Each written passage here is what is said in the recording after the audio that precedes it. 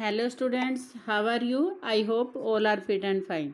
Student, today we will start our new chapter of geography, chapter number 6, manufacturing industries. In this chapter we will do about what is manufacturing industries and which type of these industries and what they do. Okay? इस chapter में हम करेंगे जो manufacturing industries हैं यानी कि विनिर्माण उद्योग हैं वो क्या हैं, वो क्या करते हैं, ठीक है, और कौन कौन सी इंडस्ट्रीज़ हैं वो विनिर्माण उद्योग में आती हैं, ठीक है। मैन्युफैक्चरिंग जैसे कि आपको नाम से ही लग रहा है मैन्युफैक्चर करना, you know about it, I hope you know about it very well कि मैन्युफैक्चरिंग जैसे कि आपको नाम से ही पता लग रहा है कि मैन्युफैक्चर करना, किसी चीज़ को बनाना, ठीक है। बनाना मीन्स कैसे हम रॉ मटेरियल लेते हैं, रॉ मटेरियल को when we change it in any other form, जब हम उसको चेंज कर सकते हैं इन किसी भी फॉर्म में by the help of machinery, किसकी हेल्प से, मशीनरी की हेल्प से, then we can say it is a manufacture, तब हम उसको बोल सकते हैं कि क्या है, ये मैन्युफैक्चर्ड है, यानी कि ये बनी हुई है। इसका जो पहले एक्चुअल में जो पोजीशन थी, एक्चुअल में जो उसका रूप था वो चेंज हो गया है, ठीक है ना। तो रॉ मटेरियल था, लाइक हम वीट का ही एग्जांपल ले लेते हैं, वीट है वो मैन्युफैक्चर होके क्या बन जाता है, ठीक है, कहाँ तक, वो बिस्किट तक पहुँच जाता है, ठीक है। बिस्किट, गेहूं से रॉ मटेरियल से लेके बिस्किट तक का जो उसकी सारी की सारी जर्नी है वो बाय मैन्युफैक्चर ही है, ठीक है। मशीनरी की हेल्प से जो उसकी शेप है, उसका जो रूप है, उसका फिजिकल स्ट्रक्चर है, सब कुछ चेंज हो जाता है। तो हम चैप्टर में उसी के बारे में करेंगे कि कौन सी इंडस्ट्रीज़ हैं, किसका कंट्रीब्यूशन ज़्यादा है, किसका कम है, तो अलग अलग टाइप की करेंगे। Let's come on the occasion of Diwali. यहाँ पर एक एग्जांपल दिया गया है कि हम दिवाली के ओकेज़न पे डिफरेंट टाइप के क्लोथ्स डालते हैं, डिफरेंट टाइप की मीन्स परचेज़ करते हैं, न्यू क्लोथ परचेज़ करते हैं, यूटेंसिल परचेज़ करते हैं, और अदर दिया वगैरह जो और अदर लाइट्स वगैरह परचेज़ करते हैं। ये सारी की सारी कैसे बनती हैं, ठीक है। तो इसमें हमें पहले देखना होगा, हमें समझना होगा कि वो कैसे बनती है, ठीक है। Production of goods and large quantity after processing from raw material to more valuable products is called manufacturing. तो यहाँ पे प्रोडक्शन, किसी भी वस्तु का प्रोडक्शन है, वो लार्ज क्वांटिटी में उसको प्रोड्यूस करना, और वो कैसे प्रोड्यूस करना, ठीक है, कैसे प्रोड्यूस करेंगे, फ्रॉम रॉ मटेरियल, जो हमारा कच्चा माल है, उस टू मोर वैल्यूएबल प्रोडक्ट, तो कच्चा माल है उसको एक कीमती उत्पाद बनाना, कीमती प्रोडक्ट बनाना क्या कहलाता है, मैन्युफैक्चरिंग कहलाता है। Do you know that paper is a manufactured from wood, sugar from the sugar cane. जैसा कि हमें पता है वुड हमें कहाँ से पेपर हमें कहाँ से मिलता है, वुड से मिलता है। शुगर केन कहाँ से शुगर केन से हमें क्या मिलती है, शुगर मिलती है। Iron and steel from iron और aluminium from bauxite. Do you also know that some type of clothes are manufactured from yarn which itself is an industrial product। तो यहाँ पर हम देखेंगे कि हमें पता है कि कुछ जो हम कपड़े पहनते हैं वो यार्न से बनते हैं, ठीक है। यार्न क्या है, धागा हो गया, और जो धागा क्या है, खुद क्या है, एक इंडस्ट्रियल प्रोडक्ट है, ठीक है, यानी कि उसको भी बनाया जाता है। ये नहीं है कि जो यार्न है वो रॉ मटेरियल है, नो, यार्न रॉ मटेरियल नहीं है। जैसे हमारा कॉटन हो गया, सिल्क हो गया, सिल्क वॉर्म से सिल्क मिलती है, वूल हो गया, वूल भी क्या है, जो हमें शिप्स वगैरह से मिलती है, तो वहाँ से उसको हम रॉ मटेरियल बोलेंगे। यार्न को रॉ मटेरियल हम नहीं कह सकते, ठीक है। ये खुद क्या है, एक प्रोडक्ट है। People employ in the secondary activity manufactured the primary material into finished goods. The worker employed in steel factory, car breweries, textile industries, bakeries, etc. into the category fall into this category. Some people are employed in providing service. तो यहाँ पर सारा का सारा क्या है कि इसमें जो पॉपुलेशन है, बहुत सारे लोग हैं, लोगों को काम मिला हुआ है इन इंडस्ट्रीज से, जो मैन्युफैक्चरिंग इंडस्ट्रीज़ है। और हमने लास्ट चैप्टर में इकोनॉमिक्स में किया भी था कि जो सारी एक्टिविटी हैं हमारी सेकेंडरी सेक्टर में आती हैं। मैन्युफैक्चर से रिलेटेड, फैक्ट्री वगैरह में काम करने से रिलेटेड क्या है हमारी एक्टिविटी किस में आती हैं, सेकेंडरी एक्टिविटी में आती हैं। और ये सेकेंडरी एक्टिविटी किसके ऊपर बेस्ड है, प्राइमरी मटेरियल के ऊपर बेस्ड है। इनका काम क्या है, जो प्राइमरी मटेरियल है उसको किस में चेंज करना, फिनिश्ड गुड्स में उसको चेंज करना। The economic strength of the country is the measured by the development of manufacturing industries. तो हमने देखा भी था, जो अभी इकोनॉमिक्स का चैप्टर किया था उसमें भी हमने सेकेंडरी सेक्टर की इम्पोर्टेंस देखी थी कि इस टाइम में, एट प्रेजेंट टाइम में हमारा सर्विस सेक्टर ज़्यादा लोगों को एम्प्लॉयमेंट प्रोवाइड कर रहा है, लेकिन मैन्युफैक्चरिंग इंडस्ट्रीज़ है उनका भी बहुत बड़ा कंट्रीब्यूशन है लोगों को एम्प्लॉयमेंट प्रोवाइड करने में।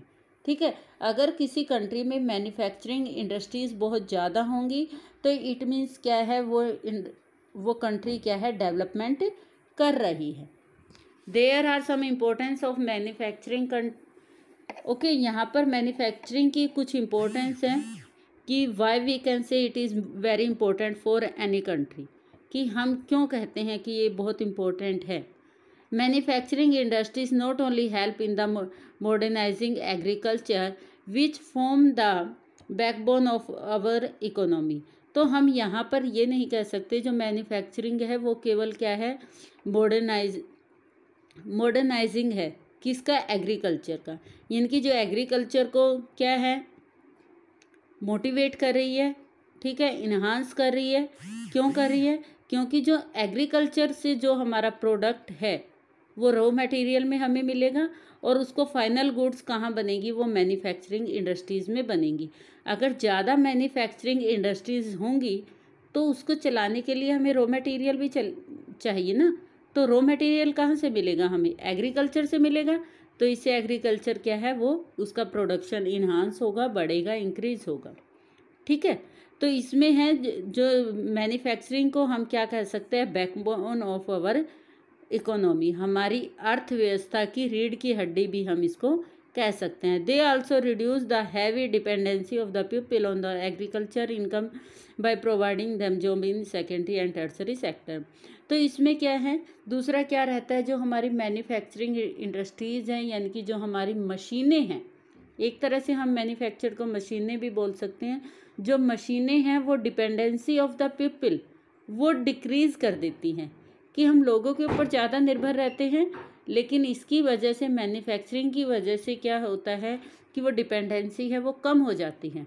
मान लो कुछ काम है हम हाथ से कर रहे हैं, अगर वही काम हम हाथ से करेंगे तो क्या, अगर वही काम हम मशीन से करेंगे तो हाथ से ज़्यादा टाइम लगेगा, ज़्यादा लोग लगेंगे, लेकिन मशीन से वो जल्दी हो जाएगा और कम लोग लगेंगे। तो इस तरह से डिपेंडेंसी है वो कम हो जाती है। नेक्स्ट इम्पोर्टेंस क्या है, industries development is a preconditions for the reduction of the unemployment and poverty from our country. इसके अलावा क्या करती है, इंडस्ट्रियल डेवलपमेंट है वो क्या करती है, लोगों को एम्प्लॉयमेंट देती है, लोगों को रोज़गार देती है। ठीक है, जो अनएम्प्लॉयमेंट है हमारे यहाँ एक समस्या है, रिडक्शन है, और पॉवर्टी है उसको वो कम कर रही है। This was the main philosophy behind public sector industries and joint sector venture in India. It was also aimed at bringing down regional disparity by the establishing industries in tribes and the backward area. तो ये main M है हमारा कि जो हमारा backward area है या tribes area है वहाँ पे क्या है, इस डिस्पैरिटी को कम किया जा सके, ताकि रीजनल डिस्पैरिटी में इसको इस्टेब्लिश करके, इंडस्ट्रीज़ को इस्टेब्लिश करके वहाँ पे लोगों की गरीबी है जो उसको कम किया जा सके, और जो अनएम्प्लॉयमेंट की प्रॉब्लम है उसको कम किया जा सके। Export of manufactured good expands trade and commerce and bring in much need foreign exchange। तो दूसरा क्या है, मैन्युफैक्चरिंग की वजह से क्या क्यों इम्पोर्टेंस है इसकी, इससे हमें क्या है फॉरेन करेंसी हम टेक कर सकते हैं, ले सकते हैं। कैसे लेंगे, अगर हम एक्सपोर्ट करेंगे चीज़ें, ठीक है, अगर हम बाहर चीज़ें भेजेंगे, ट्रेड करेंगे बाहर दूसरी कंट्री के साथ है, तो वहाँ से क्या मिलेगी, हमें फॉरेन करेंसी मिलेगी, ठीक है ना। Export the manufacture good expand trade and commerce, और ट्रेड और कॉमर्स को अगर हम बढ़ाएंगे तो क्या bring in much needed foreign exchange, तो इसके लिए क्या है, हमें विदेशी विनिमय की आवश्यकता रहेगी। Country that transform their raw material into a wide variety of furnished goods of higher value and prosperous. India's prosperity lie in increasing and diversifying its manufacturing industries as quickly as possible। इसके अलावा इसकी importance कहाँ पर है, जो country हैं वो क्या ट्रांसफॉर्म करती हैं, रॉ मटेरियल ट्रांसफॉर्म करेंगी और उससे को चेंज करके वैरायटी, डिफरेंट वैरायटी की गुड्स बनेंगी, फर्निश करेंगी उसको, और उसकी जो वैल्यू है वैल्यू हाई कर देंगी। जो रॉ मटेरियल था, रॉ मटेरियल की वैल्यू है उसको चेंज कर देंगी, यानी कि उसकी वैल्यू हाई हो जाएगी अगर अच्छी क्वालिटी की चीज़ें बनी हैं। तो इसमें क्या होगा, जो हमारी प्रोस्पेरिटी है, हमारी समृद्धि है वो इंक्रीज़ होगी, यानी कि जो हमारा इकोनॉमिक स्टेटस है वो इंक्रीज़ होगा। कैसे इंक्रीज़ होगा, बाय मैन्युफैक्चरिंग। आई थिंक आपको जो इम्पोर्टेंस है वो समझ में आ गई होंगी। आगे, agriculture and industries are not exclusive of each other, they move hand in hand. हम ये नहीं कह सकते ये दोनों एक दूसरे से अलग हैं। एग्रीकल्चर और इंडस्ट्रीज़ दोनों एक दूसरे के ऊपर क्या है, बेस्ड हैं। दोनों में जब डेवलपमेंट साथ साथ होगी, एक की डेवलपमेंट है वो दूसरे की डेवलपमेंट के ऊपर डिपेंड करती है, ठीक है। अगर मान लो इंडस्ट्रीज़ में डेवलपमेंट हो रही है, ठीक, तो उसके लिए रॉ मटेरियल चाहिए, तो ऑब्वियसली ऑटोमेटिकली किस में, एग्रीकल्चर में भी डेवलपमेंट हो जाएगी। They depend on the latter for raw material and sell their product such irrigation, pump, fertilisers. तो यहाँ पर ये सारा यही बताया गया कि इंडस्ट्रीज़ में जो भी हमें इरिगेशन के लिए पम्प्स वगैरह चाहिए, फर्टिलाइज़र चाहिए, insecticide, pesticide, plastic, PVC pipe, जो भी एग्रीकल्चर में टूल हैं, जो भी एग्रीकल्चर को डेवलप करने के लिए टूल चाहिए होते हैं, वो कहाँ बनेंगे, वो भी मैन्युफैक्चर से ही आएंगे, ठीक है। इससे एग्रीकल्चर भी डेवलप्ड होगी, वो इजी भी होगी, और इसके अलावा क्या है, अगर जो उसमें फैक्ट्रीज़ में जो काम करना है वो कहाँ, रॉ मटेरियल जो चाहिए वो कहाँ से आएगा, एग्रीकल्चर से ही आएगा। नेक्स्ट है हमारा, in the present day world of globalisation our industries need to be more efficient and the competitive. तो अब क्या है, इन दिनों में, नाउ डेज में क्या हो रहा है, प्रेजेंट टाइम में क्या हो रहा है कि जो हमारी इंडस्ट्रीज़ हैं उनको किस चीज़ की ज़रूरत है, और ज़्यादा इफ़ेक्टिव होने की ज़रूरत है, और ज़्यादा क्वालिटी वाइज अच्छा होने की ज़रूरत है, ठीक है। एफिशिएंट है, कम्पिटिटिव, रीज़न क्या है, क्योंकि इंडस्ट्रीज़ में कंपटीशन ज़्यादा हो गया। कंपटीशन के लिए क्या चाहिए, कंपटीशन के लिए क्या चाहिए हमें, और ज़्यादा से ज़्यादा डेवलपमेंट होना बहुत ज़रूरी है। वो क्या रहेगा, हम अकेले कुछ भी नहीं कर सकते, ठीक है, अकेले कुछ नहीं कर सकते। अगर हमें अपनी क्वालिटी को इंक्रीज़ करना है, हम प्रोडक्शन को इंक्रीज़ करना है, लोगों की डिमांड को फुलफ़िल करना है, तो उसके लिए क्या है, हमें अदर कंट्री से भी हेल्प की ज़रूरत है। वो किसी भी टाइप में हो सकती हैं, बाय मार्केट भी हो सकती है, और क्या है, इन रॉ मटेरियल भी हो सकती है।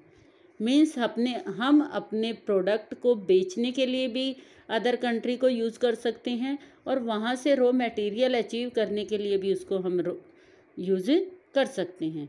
तो इन दिनों में क्या है, इंटरनेशनल मार्केट है वो इम्पोर्टेंट रोल प्ले कर रही है। किसके लिए, किस में कर रही है वो important role play, manufacturing industries में। आई थिंक आपको समझ में आ गया होगी importance of manufacturing and I think you got very well this. And contribution of industries of national economy we will do in next video. This is sufficient for today. Next we will do in next video. Thank you.